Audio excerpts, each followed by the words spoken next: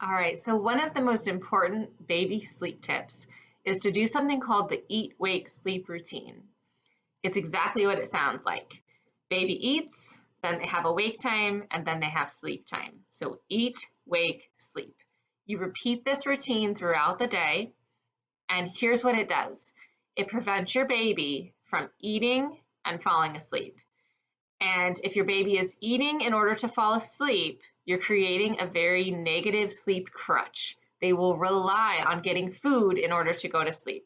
So that means when your baby wakes up in the middle of the night, you won't be able to expect them to go back to sleep without feeding them.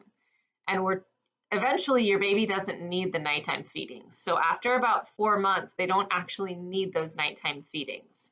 They may want them and they may have relied upon them, or they may have been awake long enough to actually feel hungry, something along those lines, but they don't actually need the nourishment in the middle of the night. So, in order to be able to successfully teach your baby to go back to sleep on their own, you cannot be feeding them and letting them fall asleep right after. So, separate it, feed them, give them awake time, and then put them to sleep. Repeat that process throughout the day. I go into a lot more detail on the blog and in my book about the Eat, Wake, Sleep routine.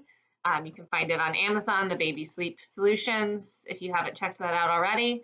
But this is probably, it might even be more important than the schedules.